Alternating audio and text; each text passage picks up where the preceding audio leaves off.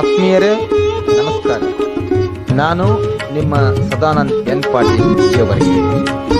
ತಮ್ಮೆಲ್ಲರಿಗೂ ಗೊತ್ತಿರುವ ಹಾಗೆ ದಿನ ಬೆಳಗಾದರೆ ಸಾಕು ಜಂಜಾಟದ ಬದುಕಿನಲ್ಲಿ ನಮಗೆ ಯಾರಿಗೂ ನಗಲು ಪುರುಸುತ್ತಿಲ್ಲ.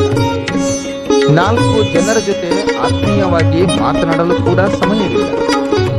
ಸಮಾಧಾನದಿಂದ ಕುಳಿತು ಕುಟುಂಬಸ್ಥರ ಜೊತೆ ಒಟ್ಟಿಗೆ ಊಟ ಮಾಡೋಣವೆಂದರೂ ಆಗುತ್ತಿಲ್ಲ.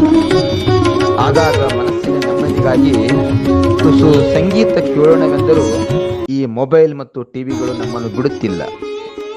ಆದ್ದರಿಂದ ಈ ಎಲ್ಲ ಕಾರಣಕ್ಕಾಗಿ ದಿನಾಂಕ 29/12/2024 ರವಿವಾರದಂದು ಇಡೀ ದಿನ ನಮ್ಮೊಟ್ಟಿಗೆ ಇರಲು ನಿಮ್ಮಲ್ಲಿ ವಿನಂತಿಸಿಕೊಳ್ಳುತ್ತೇನೆ. ತಾವುಗಳೆಲ್ಲರೂ ಕುಟುಂಬಸ್ಥರೊಂದಿಗೆ ಆಗಮಿಸಬೇಕು.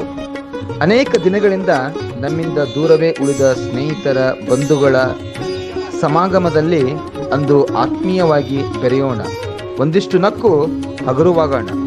ಜೊತೆಗೆ ಶ್ರೀ ಶಿವರುದ್ರಯ್ಯ ಸ್ವಾಮಿ ಗೌಡ್ಗಾಂವ್ ಹಾಗೂ ಶ್ರೀಮತಿ ಪ್ರತಿಭಾ ಗೋನಾಳ್ ಅವರಿಂದ ಸುಮಧುರ ಧ್ವನಿಯಿಂದ ಬರುವ ಗೀತೆಗಳನ್ನು ಕೇಳಿಸಿಕೊಳ್ಳೋಣ.